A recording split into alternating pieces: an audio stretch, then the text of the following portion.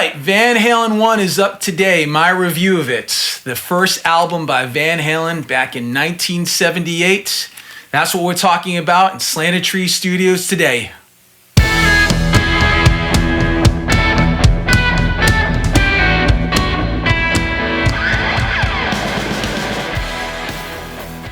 All right, so Van Halen 1, huge album. I mean, I've had the CD version forever. I've had the multiple tapes. I'm that old. As far as the album, I inherited an old one that's all old and scratchy and stuff. So I went out to a record store today and purchased Van Halen 1. Yes, the first Van Halen album, one of my favorites. I'm going to go track by track and kind of give you my opinion on some of the highlights of each track. And so a big shout out to Purchase Street Records. They're no longer on Purchase Street, but we still call them Purchase Street Records because that's their name and pretty cool. Anyways, so here we go. So we've got the cellophane still on it and the price tag. I'm sure some of you guys could see that there. Get that wrap off. Okay, so we've got the cover. We've got David Lee Roth in the upper right-hand corner. We've got Edward in the opposite corner. We got some Alex Van Halen and, of course, some Michael Anthony. Classic cover. I mean, this thing is pretty rad. I mean, I've got to say, fantastic. On the back side here, we've got Roth kind of doing a little bit of his acrobatics in terms of a back bend. And, of course, we have the album credits and song titles and all the rest here. And, so opening it up here, we've got the sleeve, which contains some pretty cool photos of the band. And we got Edward, we've got Michael, we've got Alex, and Dave right here. I think this was supposed to be the original cover of the album, using these photos, if I'm not mistaken. I'm sure glad they went with this version. Still cool, but not as cool as this here. So on the opposite side, we've got the Van Halen logo, the classic one. Of course, that lasted all the way until 1984, and they changed it when they got Sammy in the band. But let's look at the actual album itself. So I take this out. There's the sticker from Warner Brothers. Got some tropical setting stuff there. And the track listing for the album goes all the way from one being Running with the Devil all the way to I'm the One for side one. Side two has Jamie's Crying all the way through On Fire. There it is, brand new, and it's that 180-gram deal. Woohoo! All right, so I am a huge fan of Van Halen, and it's pretty cool to kind of, like I said, give my opinion of what this is and what it represents to me, each song. So let's start with the first one, which is, of course, Running with the Devil.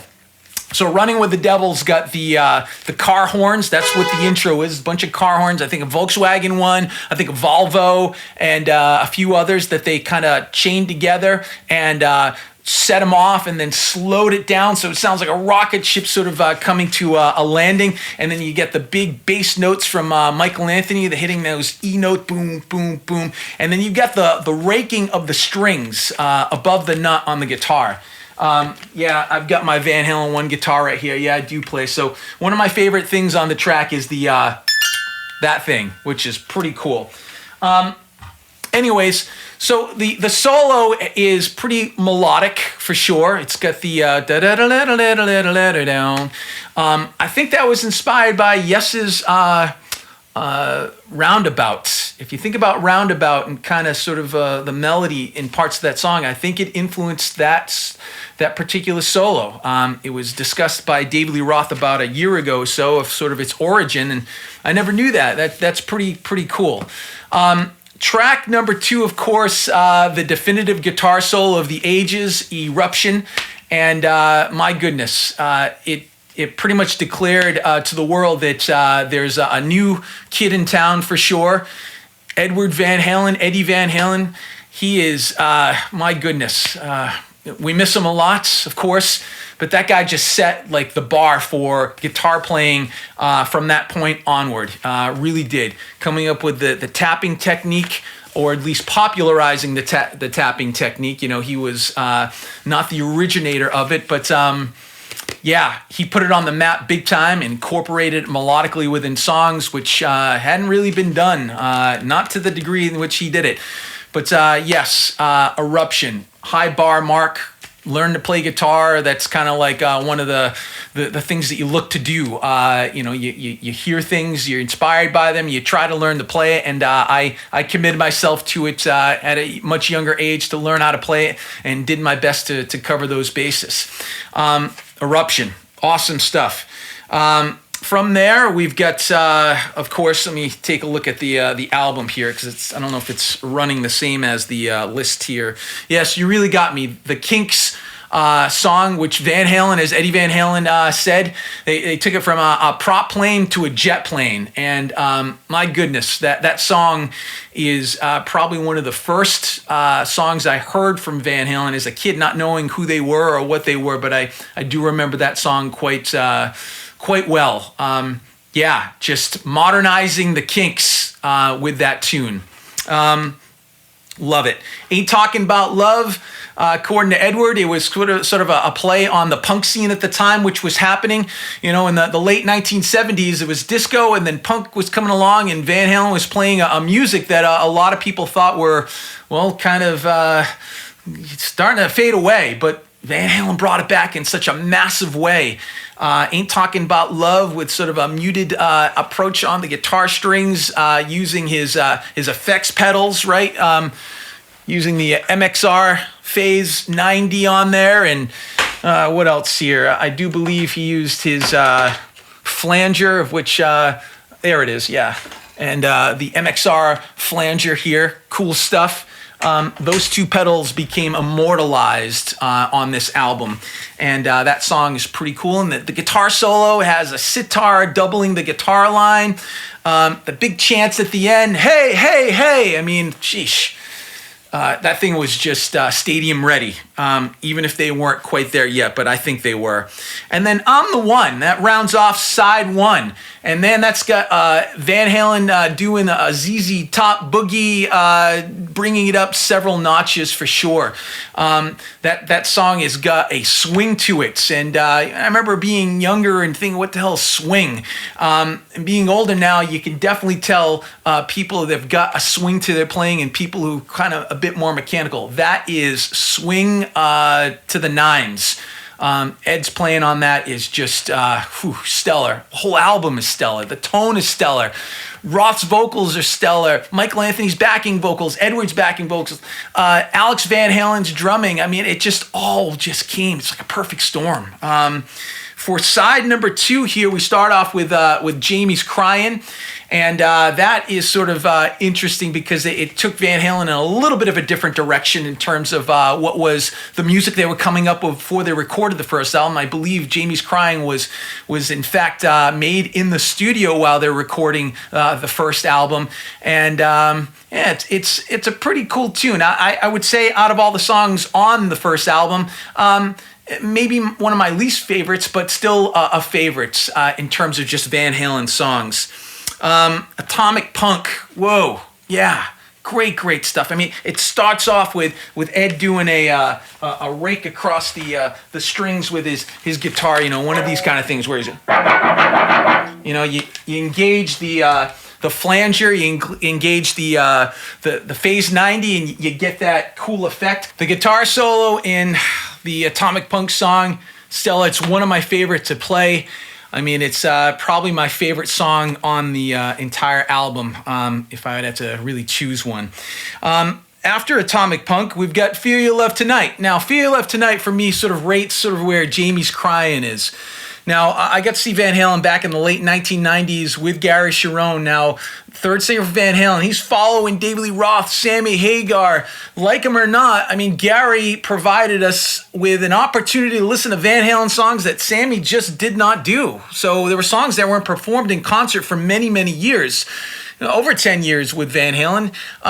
that of the David Lee Roth era that we didn't hear, including Van Halen 1 stuff. So off this album, Feel Your Love Tonight is one of those songs that got played, and I thoroughly enjoyed it. Again, if I were to rank it in terms of songs on this album, it'd probably be sort of towards the bottom of the heap. But again, in the Van Halen canon, how can you go wrong? I mean, it's a great song anyways. Little Dreamer. A slower song for Van Halen for sure. Still a rockin' tune. It has probably one of my favorite solos on the album also. Ed's got a bit of feel in there for sure. And at the end, you get to hear Roth sort of kind of hold out a bit of a note there. And his voice on the first, 6 Van Halen albums. David Lee Roth, he just rocked it. It was great. And on Little Dreamer, you get to hear a little bit of sort of the softer side of Van Halen if it exists on this album. But great solo, great feel. I just like Little Dreamer in terms of ranking on this album. I would say somewhere in the middle to upper middle for sure. Ice Cream Man. Okay, so this shows a humor side of Van Halen, which exists on every single Van Halen album, at least with David Lee Roth. We get to see a part of Van Halen on this first album that was hinting at future albums in terms of at least a song on there that showed a little bit of sense of humor. You get David Lee Roth playing the acoustic guitar in the intro here. Ed rocks the rest of it. The guitar solo on that, absolutely incredible. Ed's doing a stretch that is, somewhere in that category. Whoa, just to be able to play that. I remember trying to learn that solo, and it took a while. And he just rocks. The whole, it's like you got more of that boogie in the middle of the section when the distortion kicks in. I really like that song, particularly in summer. Summertime's here, baby. It just kicks it right off. It's a great summertime song. If it's on the radio, and the chance I'm listening to terrestrial radio, the volume knob definitely cranks for that one. And then finally, On Fire. That rounds off the album with super sort of power rock, as David Lee Roth would call Van Halen in the early 1980s. And it's just a barn burner for sure. Performed before the Van Halens were, signed during the club days. Like a few of these tunes off this album were culled from those club days. But a rocker for sure. And David Lee Roth screams during that song. There's a couple of examples who's really just pushing. His voice is just, just great stuff. Top to bottom, Van Halen 1, released in 1978. If you don't know what Van Halen is or Van Halen or anything about them, start here. It provides the perfect foundation for all the rest of the records that sort of follow, at least in the David Lee Roth years. So from 78 to 84 with this lineup right here, classic. Edward Van Halen on guitar. You've got Michael Anthony on bass providing those harmonies, just keeping down that low end. Alex Van Halen providing his fantastic backbeat and just ultimate groove and just pocket playing. And also he's got that feel. It's... so much to it. And then David Lee Roth, the personality, it's all there. It's all in this album. Please let me know what your favorite songs are on this album, or songs that are sort of on the lesser rungs of the ladder. Don't like them as much. I can't imagine not liking everything on this album, but I understand being able to rank them in terms of most favorable to maybe least favorable. But top to bottom, a hell of a release, a debut album. They don't get any better than this in the rock context. Well, thanks for spending your time with me, and thanks.